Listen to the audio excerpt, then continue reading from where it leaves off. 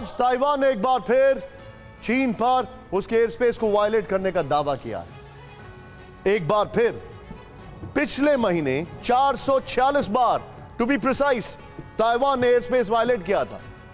सोचिए अगर इसकी तुलना अगस्त से 2020 से किया जाए तो 2020 में जितनी बार एयर स्पेस को वायलेट किया उससे कहीं गुना ज्यादा सिर्फ अगस्त के महीने में चाइना ने ताइवान के एयर डिफेंस जोन को वायलेट किया। आरोप लगाया, ताइवान के डिफेंस मिनिस्ट्री ने कहा कि ताइवान स्ट्रेट्स के पास चीन के वॉरशिप पहले की तरह मौजूद हैं। इतना ही नहीं, आज तो कई वॉरशिप्स भी दिखाई दिए। ताइवान के लीडर्स का कहना है कि चीन लगातार उसे इंटिमिडेट कर रहा है, डरा रहा है, ताकत का जोर दिखा रहा है, लेकिन अब ताइवान डरने वाला नहीं। आज प्रेसिडेंट साई इंग-वेन ने फोरम 2000 कॉन्फ्रेंस की वीडियो कॉन्फ्रेंसिंग के जरिए एड्रेस किया। साफ साफ कहा कि चीन जितना भी जोर लगा ले, ताइवान झुकने वाला नहीं। यह बयान ऐसे वक्त में सामने आया है जब ताइवान और चीन के बीच ड्रोन वॉर की आशंका बढ़ गई है। मिसाइल वाली लाइव फायर एक्सरसाइज के बाद अब चीन ड्रोन के जरिए ताइवान के पेशेंस को आजमा रहा है। ताइवान के इलाके में ड्रोन भेजने की बात सामने आ रही है। सवाल है कि क्या बैटल का next course of action drone ही तय करेंगे? स्पेशल रिपोर्ट में देखते हैं।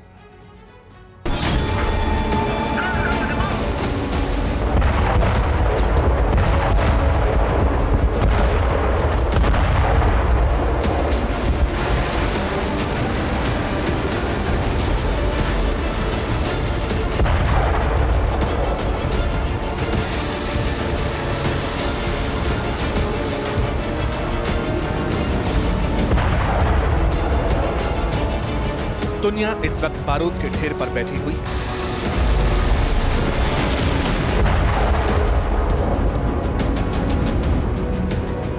सैकड़ों न्यूक्लियर बम तबाही का मंजर दिखाने से सिर्फ एक बटन की दूरी पर।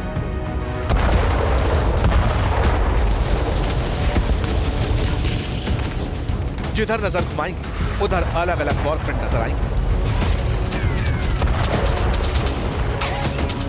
रूस ने यूक्रेन पर हमला बोला, जंग जारी है, विनाश की पूरी तैयारी है। आई ड्रोन की बारी।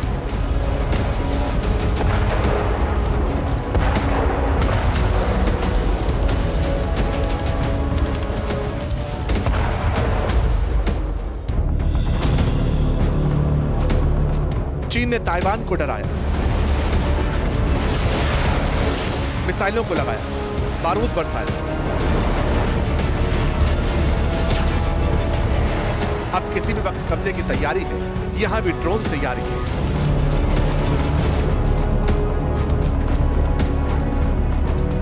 रूस और चीन मिलकर समंदर के अंदर सुपर पावर बनने के लिए नए सिरे से जान लगा रहे हैं, जोर आजमाइश कर रहे हैं। जापान, साउथ कोरिया जैसे मुल्कों को डरा रहे हैं।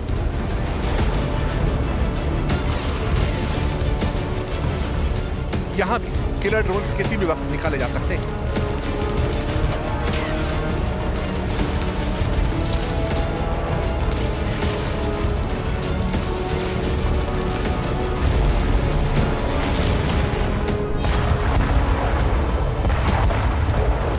ईरान और इजराइल के बीच घमासान मचा है, डर का आलम है।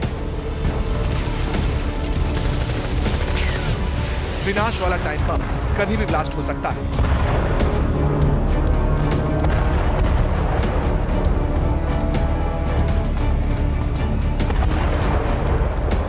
लेकिन मौजूदा हालात में ईरान के ड्रोन पावर बनाम इजराइल के मिसाइल टावर का टेस्ट होना बाकी है।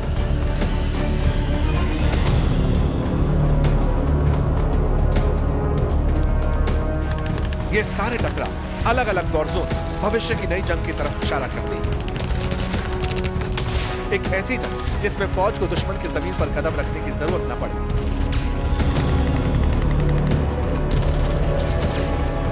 सिर्फ कंट्रोल रूम से एक कमांड चाहिए, फिर हवा में आसमानी योद्धा निकले और दुश्मन के ठिकानों को खत्म करके वापस आ जाए।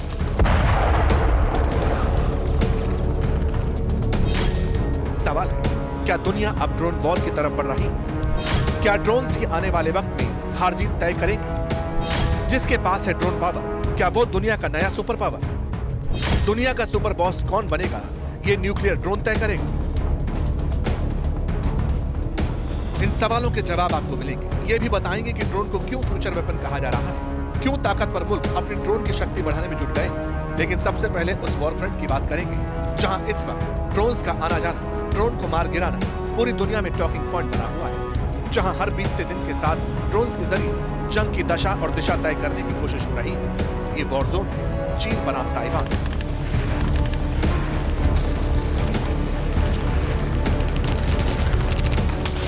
इस वक्त हर इंटरनेशनल न्यूज एजेंसी चीन और ताइवान के बीच ड्रोन वॉर के सिग्नल देना शुरू कर दिए हैं। तमाम मीडिया आउटलेट्स का फोकस इस वक्त ताइवान के उस छोटे से द्वीप पर है जो चीन की बाउंड्री से महज चंद किलोमीटर दूर है। कहा जा रहा है कि किनमन द्वीप के पास ताइवान ने एक ड्रोन को मार गिराया। वो ड्रोन जो चीन की सीमा से आया था। तमाम मीडिया रिपोर्ट में बताया गया चीन के शियामिन की तरफ से एक ड्रोन ताइवान के लॉन आइलैंड द्वीप की तरफ आया। लॉन आइलैंड द्वीप से चीन के शियामिन की दूरी सिर्फ 4 किलोमीटर है। ताइवान की तरफ से ड्रोन को वापस जाने के लिए वार्निंग दी गई। जब ड्रोन नहीं किया तो पहले वार्निंग के तौर पर फ्लेयर शॉट्स इस्तेमाल किए गए, उन्हें फायर किया गया। इसके बाद भी जब ड्रोन नहीं लौटा तो फिर अनआइडेंटिफाइड सिविलियन ड्रोन को मार गिराया। ये पहली बार था जब ताइवान ने चाइनीज एग्रेशन के बीच, चीन की जंगी धमकियों के बीच अपनी इच्छा शक्ति का मुजाहिरा किया। ताइवान के डिफेंस मिनिस्ट्री ने इस पूरे घटनाक्रम को कंफर्म किया। ये साफ साफ कह दिया कि चाइनीज ड्रोन्स लगातार जासूसी करने के इरादे से ताइवान की सीमा में दाखिल हो रही हैं। पहले तो उन्हें चेतावनी देकर जाने दिया जाता था, लेकिन अब नए ताइवान ने ईंट का जवाब पत्थर से और ड्रोन का जवाब एंटी ड्रोन गन से देना शुरू कर दिया। इसी बात को ताइवान के प्रीमियर ने भी सपोर्ट किया, पूरी तरह एंडोर्स किया और चीन की आंख में आंख डालकर बात। लगातार हमारे देश में ड्रोन उड़ा रहा है और अपने प्रोपेगेंडा के लिए वीडियो बना रहा है। हमने लगातार कहा कि ताइवान में घुसपैठ ना की जाए, ताइवान पर अतिक्रमण ना किया जाए। ताइवान के लोगों को भी ये लगता है। जिनका बयान आपने सुना वो ताइवान के प्रीमियर हैं, यानी प्रेसिडेंट सई के बाद ताइवान में नंबर 2 की हैसियत रखने वाले नेता। नाम है सू सेंग चांग। ताइवान के प्रीमियर ने ड्रोन को मार गिराने वाले इंसिडेंट को लेकर कई नई डिटेल सामने रखी। उन्होंने क्लियर कर दिया कि ताइवान की तरफ से ड्रोन को मार गिराना बिल्कुल सही कदम है। ताइवान की तरफ से बार-बार ड्रोन को वापस जाने की वार्निंग दी गई थी। जब वार्निंग को इग्नोर किया गया तब ड्रोन को सेल्फ डिफेंस के तौर पर शूट करना पड़ा। डिफेंसिव एक्शन के तौर पर नेशनल आर्मी को ड्रोन को मार गिराना पड़ा। लगातार संयम बरतने के बाद, लगातार वार्निंग जारी करने के बाद ड्रोन को मार गिराना उपयुक्त कदम था। मुझे भरोसा है कि ताइवान की जनता के साथ दुनिया के सभी लोकतांत्रिक देश इसे उचित कदम ठहराएंगे।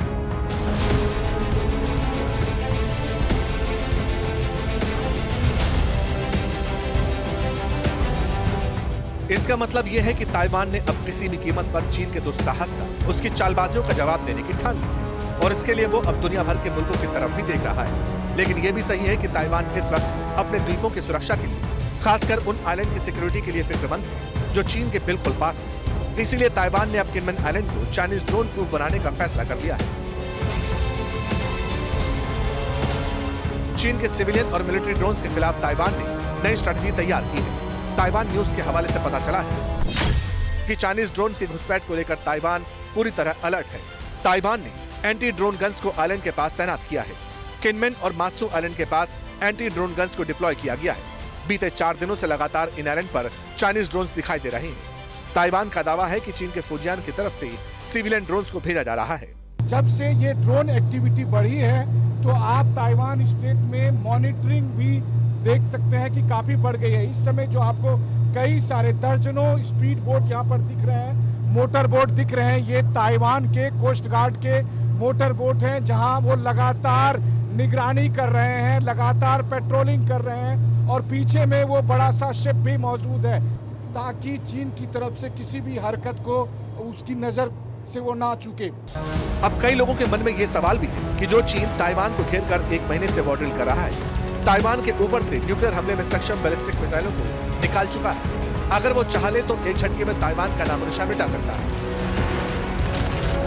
मगर इसके बावजूद वो बार-बार ड्रोन्स के जरिए ताइवान को उलझा क्यों रहा है? इसे लेकर क्या हासिल करना चाहता है? तो इसे लेकर तमाम एक्सपर्ट्स की राय है कि चीन फिलहाल ताइवान के डिफेंस सिस्टम को चेक कर रहा है, उसकी टो ले रहा है। चीन ये समझना चाहता है कि अटैक की सूरत में ताइवान का टाइम ऑफ रिस्पॉन्स क्या होगा और उसे फिर किस स्ट्रेटजी के तहत रोका जाए। हालांकि ताइवान चीन के हर वार पर पलटवार करने के लिए तैयार है, ये ताइवान की प्रेसिडेंट ने भी बता दिया। 不可能建立在敌人一时的善意。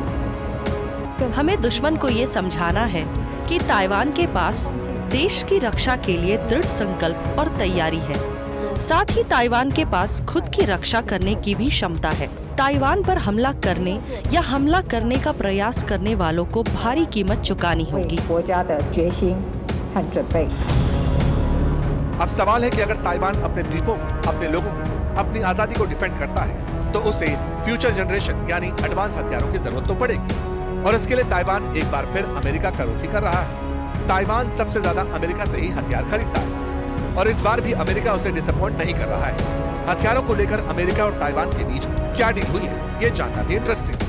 आपको बता दें, ताइवान और अमेरिका के बीच हाल ही में MQ-9B सी गार्जियन ड्रोन्स को लेकर समझौता हुआ है। $555 मिलियन की डील में ताइवान को 4 सी गार्जियन ड्रोन मिलने वाले हैं। जुलाई के महीने में इसी ड्रोन ने ताइवान के ADI जोन में 10 घंटे तक नॉन स्टॉप उड़ान भरी थी।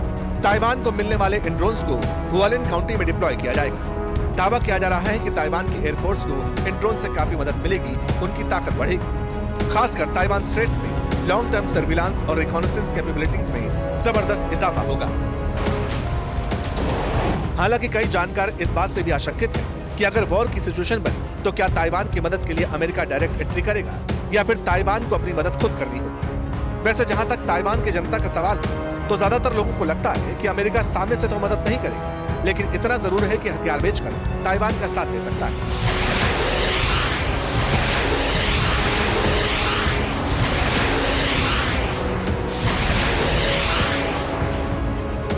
हालांकि इस मुद्दे पर ताइवान के विदेश मंत्री ने भी 2-3 बातें क्लियर कर दी हैं। ताइवान के विदेश मंत्री का साफ कहना है कि जहां तक ताइवान के डिफेंस का सवाल है तो ये काम ताइवान की फोर्सेस को ही करना होगा। लेकिन दुनिया को यह भी जानना जरूरी है कि चीन सिर्फ ताइवान तक नहीं रुकेगा, वो इससे भी आगे बढ़ेगा और दूसरे देशों पर भी कब्जा करने का इरादा रखता है। मतलब साफ, ताइवान ये मान चुका है कि अब चीन किसी भी वक्त अपने सैनिकों को घुसपैठ का ऑर्डर दे सकता है, चाइनीज PLA को बारूद बरसाने का हुक्म दे सकता है। इसीलिए मिसाइल से लेकर आर्टिलरी तक और प्लेन से लेकर ड्रोन्स तक ताइवान हर मोर्चे पर खुद को वॉर के लिए रेडी कर रहा है। ताइवान यूक्रेन के जज्बे को भी देख रहा है, इसलिए बार बार संयम बरतने की बात करने वाला ताइवान अब अपने मुल्क को बचाने की खातिर किसी भी हद तक जाने को तैयार हो चुका है।